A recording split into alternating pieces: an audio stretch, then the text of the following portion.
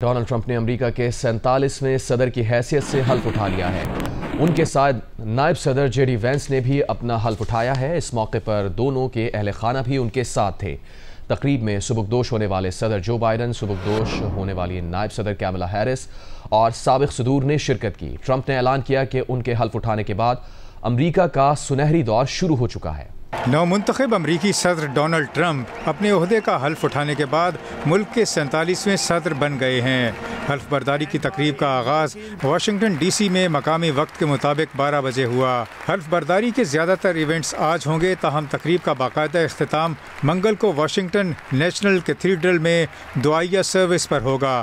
روایتی طور پر یہ تقریب کیپٹل ہل کے باہر ہوتی ہے، لیکن شدید سردی کے باعث ٹرمپ کی درخواست پر اسے کیپٹل ہل کی عمارت کے اندر منتقل کر دیا گیا۔ تقریب میں عہدے سے رخصت ہونے والے صدر جو بائیڈن، نائب صدر کملا ہیرس، سابق امریکی صدور، سپریم کورٹ کے تمام جج، کانگریس کے ارکان، ایلون مسک سمیت ٹرمپ کابینہ کے نامزد ارکان، امریکہ کے امیر ترین افراد جیسے مارک زکربرگ اور جیف بیزوس اور ٹرمپ اور نائب صدر جے ڈی وینس کے اہل خانہ نے شرکت کی۔ تقریب کا آغاز ایک میوزیکل سے ہوا۔ نامور گلوکارہ کیری انڈروڈ نے بھی گیت گایا۔ اسی دوران پہلے نائب صدر جے ڈی وینس نے اپنا حلف اٹھایا۔ اس کے بعد صدر ٹرمپ نے حلف اٹھایا اور اپنی حکومت کی پالیسیوں کے اعلان پر مبنی تقریر بھی کی۔ ڈونلڈ ٹرمپ نے کہا ہے کہ دنیا بھر میں ان کی پالیسی امن قائم کرنے والے اور متحد کرنے والے کی ہوگی۔ ہم جنگیں ختم کر کے بھی اپنی طاقت دکھائیں گے۔ بولے حلف سے ایک روز پہلے یرغمالی اسرائیل میں اپنے خاندانوں کو واپس آ رہے ہیں۔ We will measure our success not only by the battles we win, but also by the wars that we end, and perhaps most importantly, the wars we never get into. My proudest legacy will be that of a peacemaker and unifier. That's what I want to be, a peacemaker and a unifier. I'm pleased to say that as of yesterday, one day before I assumed office, the hostages in the Middle East are coming back home to their families.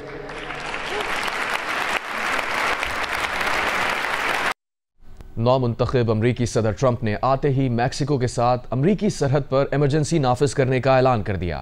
Panama سے جھیل پیناما بھی واپس لینے کا اعلان۔ خلیج Mexico کا نام خلیج امریکہ رکھ دیا۔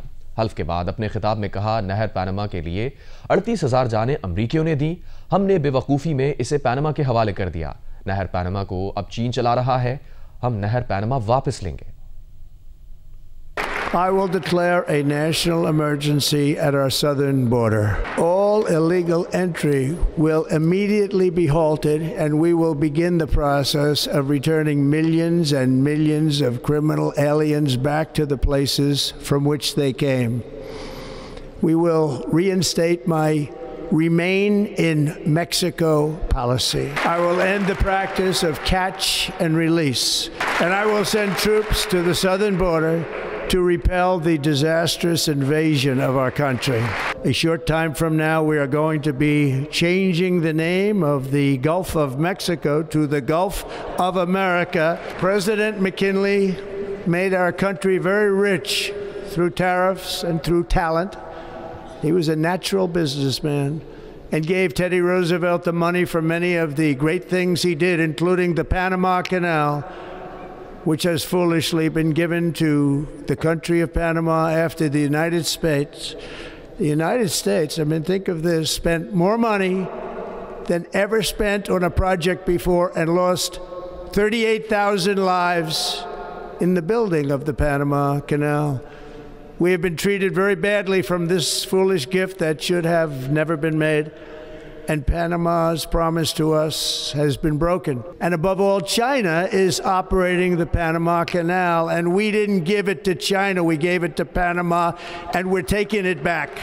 جیو نیوز کے نمائندے عظیم ایم میاں نے صدر ٹرمپ کی حلف برداری کے موقع پر مختلف ریاستوں سے واشنگٹن آئے صحافیوں اور شہریوں سے بات کی اور جاننے کی کوشش کی کہ ان کے نزدیک صدر ٹرمپ کا 4 برس کا یہ دور کیسا ہوگا۔ No one is against illegal immigrants more than legal immigrants here. That's what a lot of people, but when it comes, I mean, definitely there's a lot more that's going on the border than a lot of people think there is. Like, it's not that people are coming in like undocumented and everything, but at the same time, it's not like it's full scrutiny and everything. There is a system, but like the biggest thing here when it comes to immigration is that it's hard to come here legally. Pretty much everything that he's promised that he wants to do, sealing the borders and helping the middle class with inflation and improving the crime in the cities. Basically everything that Trump has said. Getting rid of woke, DEI. We're on board with everything that Trump says. We want him to save America because America's been going down the toilet. Trump coming as a president, not a surprise for us. Now all over the world, they like a strong leader who have a strong speech. And we will see. सदर मुमलिकत आसिफ अली जरदारी और वज़ीर आज़म शहबाज शरीफ की Donald Trump को अमरीकी सदर का ओहदा संभालने पर मुबारकबाद। सदर आसिफ अली जरदारी ने नए अमरीकी सदर डोनाल्ड ट्रंप के लिए नेक ख्वाहिशात का इजहार किया। वज़ीर आज़म शहबाज शरीफ ने कहा कि वो पाक अमरीका पायदार शराकतदारी को मज़ीद मुस्तहकम करने के लिए उनके साथ काम करने के मुंतज़िर हैं। दोनों अजीम ममालिक साल हर साल से खित्ते में अमन व खुशहाली के लिए मिलकर काम कर रहे हैं। हम मुस्तक़बिल में भी अमन व सलामती खुशहाली के लिए मिलकर काम करते रहेंगे। नौमुंतखब अमरीकी सदर ट्रंप ने मुल्क भर से हुकूमती सेंसरशिप ख़त्म करने का ऐलान कर दिया। कहा रंग व नस्ल की बुनियाद पर इम्तियाज ख़त्म कर देंगे। अमरीकी सरजमीन के नीचे मौजूद तेल और गैस के ज़खायर निकालने का भी ऐलान किया। बोले अमरीका दुनिया में तेल गैस पैदा करने वाला सबसे बड़ा मुल्क बन जाएगा। हम तेल और गैस इस्तेमाल करेंगे और ग्रीन न्यू डील ख़त्म कर देंगे। After years and years of illegal and unconstitutional federal efforts to restrict free expression, I will also sign an executive order to immediately stop all government censorship and bring back free speech to America. The inflation crisis was caused by massive overspending and escalating energy prices, and that is why today I will also declare a national energy emergency. We will drill, baby, drill. With my actions today, we will end the Green New Deal and we will revoke the electric vehicle mandate, saving our auto industry and keeping my sacred pledge to our great American auto workers. रूसी सदर Vladimir Putin ने Donald Trump को हल्फ उठाने से पहले मुबारकबाद का पैगाम भेजा है। खबर एजेंसी के मुताबिक सदर पुतिन ने यूक्रेन जंग पर नई अमरीकी इंतजामिया से बातचीत का इंदिया दिया है। पुतिन ने कहा सदर ट्रंप के लिए इंतखाबात से पहले का अरसा हर लिहाज से मुश्किल रहा। तमाम तर मुश्किलात के बावजूद ट्रंप ने हिम्मत का मुजाहरा किया और जीत कर दिखाया। तहरीक इंसाफ के चेयरमैन बैरिस्टर गौहर ने कहा है कि 7 रोज में जुडिशल कमीशन नहीं बना तो मुज़ाकरात की अगली नशिस्त नहीं होगी। मीडिया से गुफ्तगू में उन्होंने हुकूमत की तरफ से मामला अदालत में होने का उज़्र मुस्तरद कर दिया। सुनने में आया है कि हुकूमत ये कह रही है कि मुज़ाकरात पे हम टीम इसलिए नहीं बनाएंगे कमीशन कि जो केसेस अदालतों में पड़े हों उस पे आप कमीशन नहीं बना सकते। ये बात मुनासिब नहीं है, ये गलत है। सारी दुनिया में कमीशनें बनती है और कमीशनें तो इवन कन्विक्शन के बाद भी बनती है। लोग अपने नाम क्लियर करने के लिए, स्टिग्मा ख़त्म करने के लिए कमीशनें बनवाते हैं। यस, टू दिस एक्सटेंट हम बिल्कुल कह रहे हैं कि हमारी मुलाकात हुई है, मुलाकात लॉ एंड ऑर्डर पे हुई है और उसके साथ हमारी इब्तिदा नहीं है किसी डायलॉग की। वो एक मुलाकात थी, हो गई। डायलॉग की यही कमेटी बनी है और यही कमेटी करेगी, इसलिए हमारी सिंसियर रिक्वेस्ट थी कि कमेटी यही इसी को कामयाब करे। दूसरी जानिब हुकूमती मुज़ाकराती कमेटी के तर्जुमान सेनेटर इरफान सिद्दीकी का कहना है अब तक जुडिशल कमीशन के बारे में कोई फैसला नहीं किया गया। 7 जमातें अपना अपना मौक़िफ़ लेकर 2-3 रोज़ में जमा होंगी, फिर हम देखेंगे कि कौन क्या कह रहा है, फिर इत्तफ़ाक़ राय से एक मौक़िफ़ बनेगा जो PTI को देंगे। वज़ीर आला पंजाब मरीम नवाज़ ने कहा है कि पाकिस्तान हमारी रेड लाइन है, उनकी हुकूमत हो या ना हो ये उनका ही मुल्क है।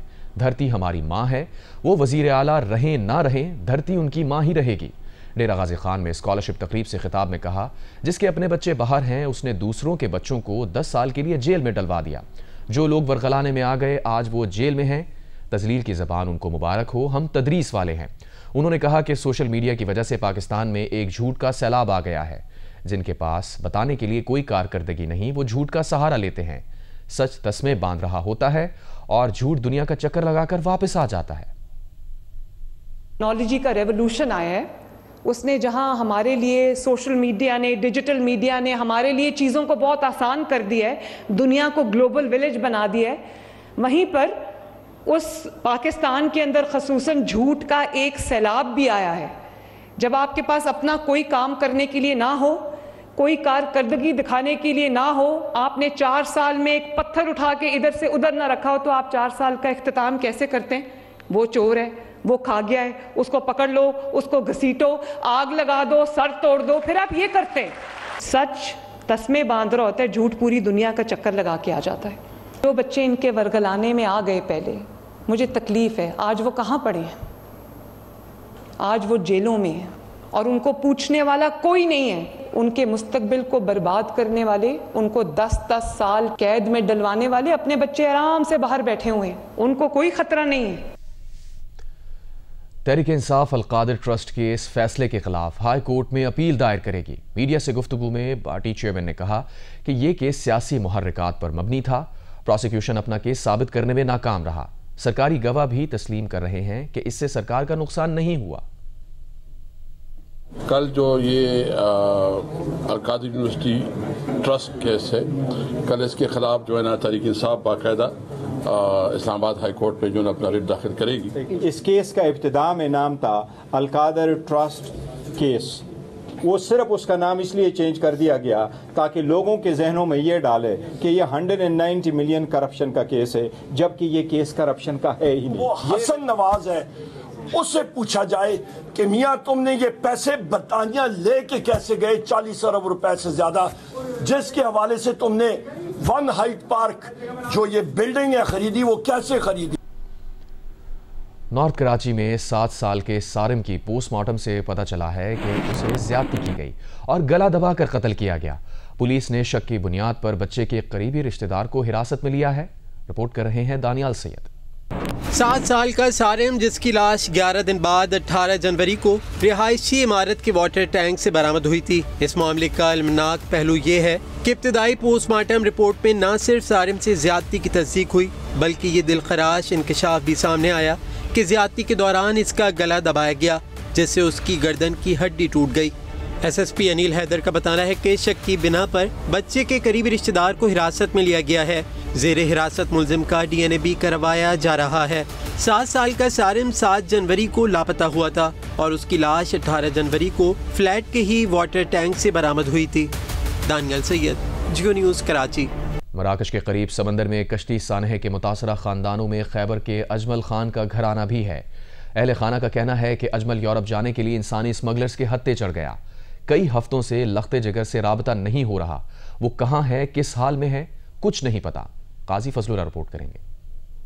19 سال اجمل خان کا غمزدہ خاندان ہے جو اپنے لاڈلے کی جدائی پر فکر مند ہے. اجمل خان کے والد خان فراز کا کہنا ہے کہ ان کا بیٹا 12ویں جماعت پاس کرنے کے بعد سے ہی یورپ جانے کی کوششوں میں تھا. یورپ جانے کی بہت زیادہ ضد کر رہا تھا, خواہش تھا اس کو, لیکن میرے بار بار منع کے باوجود بھی وہ 18 ستمبر پہ وہ چلا گیا. خان فراز کے مطابق ان کا بیٹا اجمل خان 2 جنوری کو دن 11 بجے کشتی میں سوار ہو کر اسپین کے لیے روانہ ہو گیا. 5 دن گزرنے کے بعد بھی اسپین نہیں پہنچا. اپنا بیٹا نہ اس کا رابطہ ہوا ہے میرے ساتھ, نہ اس کا زندہ کا پتہ چلتا ہے مجھے, نہ مردہ کا. تو میں اپنے گورنمنٹ, اپنے وزیر اعظم شہباز شریف سے یہ اس بات کا توقع بھی رکھتا ہوں اور ریکویسٹ بھی کرتا ہوں کہ میرا بیٹا اگر زندہ ہے تو بھی مجھے مل جائے, اگر وہ مر چکا ہے تو وہ بھی مجھے مل جائے. صرف اجمل خان نہیں بلکہ ملک کے مختلف شہروں میں درجنوں شہری مراکش میں کشتی سانحہ میں اپنی زندگیوں سے ہاتھ دھو بیٹھے ہیں. قاضی فضل اللہ, جیو نیوز, ضلع خیبر. وزیر اعلیٰ کے پی علی امین گنڈاپور نے کہا ہے کہ وفاقی حکومت کو افغانستان کے ساتھ مذاکرات میں کامیابی نہیں ملی. وہ اپنا صوبائی وفد بہت جلد افغانستان بھیجیں گے. ہم ان سے بات چیت کر کے مسئلے کا حل نکالیں گے. ڈیرہ اسماعیل خان میں میڈیا سے گفتگو میں انہوں نے کہا کہ 2 ہفتے کے اندر وفد افغانستان جا کر بات چیت کرے گا. وفد میں تمام قبائل کے مشران شامل ہوں گے. انہیں پوری امید ہے کہ وہ ہمارے جرگے کے ساتھ تعاون کریں گے. فیڈرل گورنمنٹ نے افغانستان سے بات شروع کی لیکن ان کو کوئی کامیابی نہیں ہو رہی. تو اب انشاءاللہ مجھے بھی اپنا وہ کردار ادا کرنے کے لیے ہماری جو لاسٹ میٹنگ ہوئی ہے صوبے کے اندر ہماری, اس میں ہماری یہ بات چیت ہوئی ہے اور میں بھی اپنا ایک وفد انشاءاللہ بہت جلد افغانستان بھیج رہا ہوں. ان کے ساتھ بات چیت کر کے انشاءاللہ ہم اس مسئلے کا حل نکالیں گے اور بہت جلد آپ کے سامنے انشاءاللہ اس کے رزلٹ بھی آئیں گے.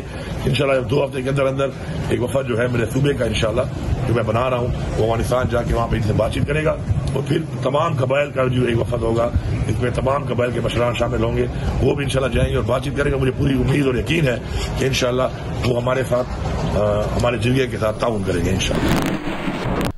سندھ کے وزیر بلدیات سعید غنی نے اعتراف کیا ہے کہ سندھ بلڈنگ کنٹرول اتھارٹی اور کراچی میٹروپولیٹن کارپوریشن کا عملہ رشوت لیتا ہے. انہوں نے کہا ہے کہ ایسے افسران کے خلاف کارروائیاں جاری ہیں.